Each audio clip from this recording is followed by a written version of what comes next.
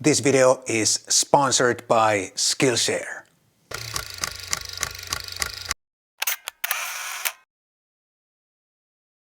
Hi guys, my name is Matti Sulanto and I'm a photographer. And in this video I'm going to explain why image quality matters. Whenever we compare a couple of cameras and which one has the better image quality, someone is going to comment that the image quality does not matter because it's the content that matters and no one is going to see the difference in the image quality anyway. But in this video, I'm going to explain why image quality matters in the end. And by image quality in this video, I mean the technical image quality, the number of pixels, dynamic range, sharpness, resolving power and all that. It's a combination of the sensor and the lens. And now I'm going to explain why better image quality is always better for the end result too.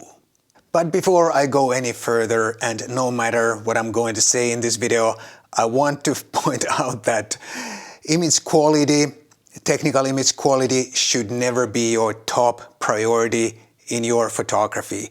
It should be the content, the subject, the timing, the light and the composition and all that. We have always been looking for better image quality since the beginning of photography. Otherwise, we'd still be using wet plates or some other really old method for our pictures. Of course, another reason to develop photography and the cameras has been the whole process to make it easier for us to make and take our pictures. But the search for better image quality has always also been one priority. And that is one reason why we have cameras like this today and why we keep getting better and better cameras all the time. And I also think that high technical quality can never ruin your picture, no matter what your subject is. You can never have too much image quality, but if you have too little, too low image quality, that can actually be a problem sometimes. You can always downgrade or ruin your picture in post if the starting point is something really good or high quality in technical sense. But if you have a really low quality starting point, you can't really make it better than it already is.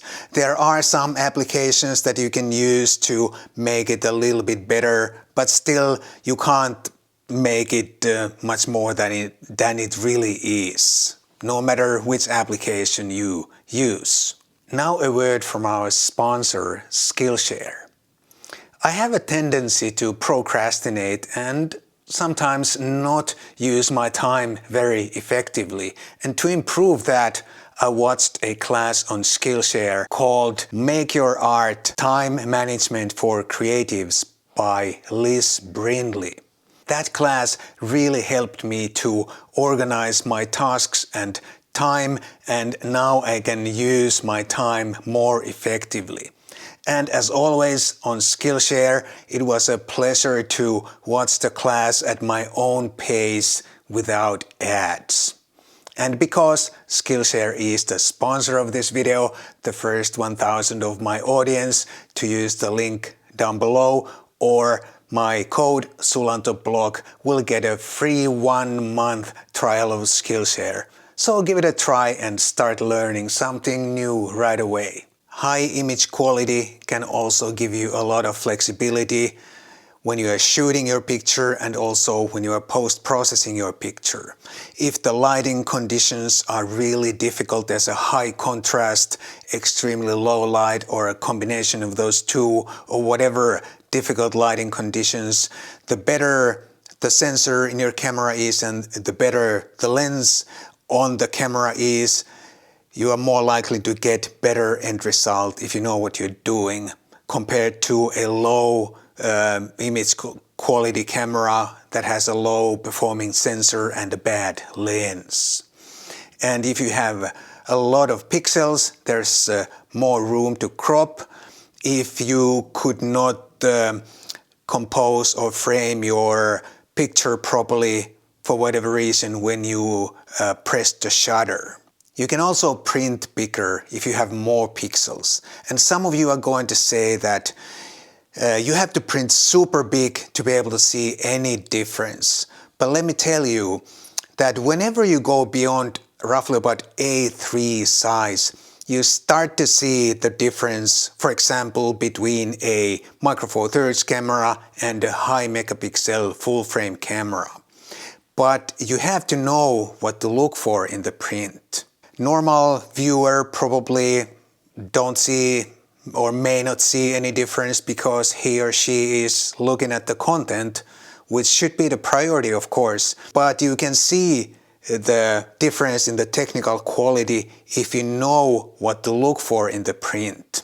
I think image quality does not matter as long as it's good enough for you, whatever it is that you are photographing. It is a personal matter, personal preference, and some subjects and some photographic styles almost require a high megapixel, high quality camera or high quality image quality, and some subjects and photographic styles do not require that.